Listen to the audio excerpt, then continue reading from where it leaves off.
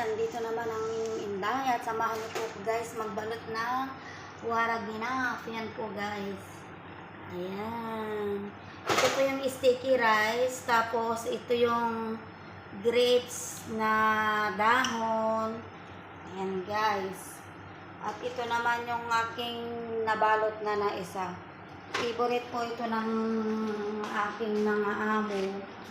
Ayan guys, habang nagpiprito ako guys ng lunch ng aking mga amo. Ayan. Ito muna.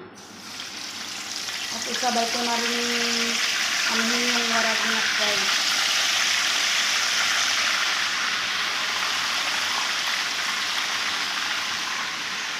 Ayan.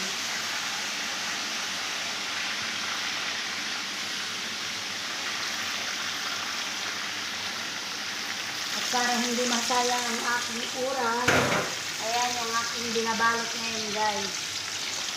Mag-uumpisa pa lang akong magbabalot ng waraginap. Ang tawag nila guys is waraginap.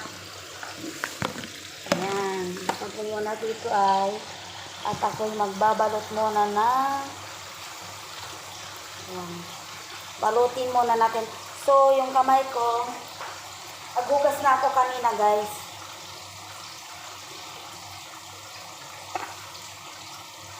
Hindi naman kasi masilan yung aking amo, kaya mas madali kasing magtrabaho guys pag nagkakamay.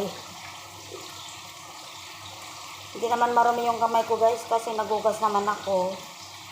Ayan, ibalot lang natin siya sa dahon ng yung grapes. Ayan, ganito siya guys. Oh. Ang tawag nila dito guys is waraginap. Ibabalot muna natin dito sa dahon para dadalhin namin ito sa Friday guys, pero yung iba iluluto ko mamaya para sa dinner nila mamaya.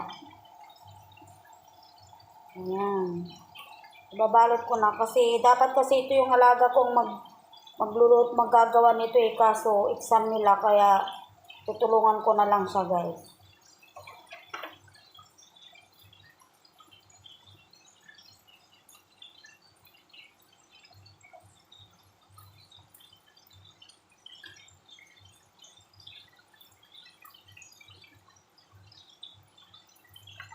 Ayan.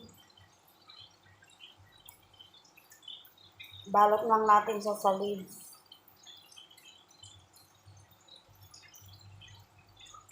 Marami to kaya yan.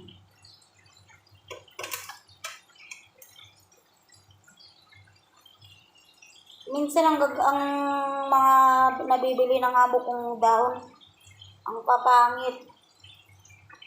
Pero ngayon ang ganda yung nabili niyang dahon guys.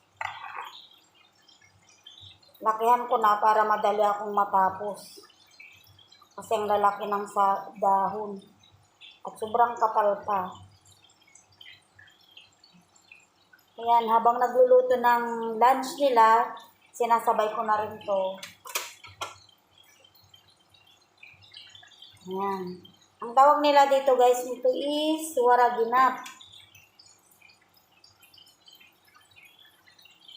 Waraginap yata yun. Iwan ko basta waraginap. Ayan. Balot muna natin dito sa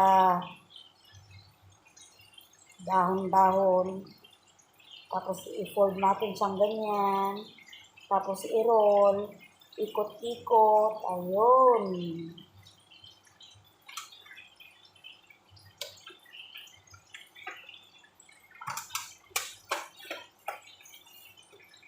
Ayan.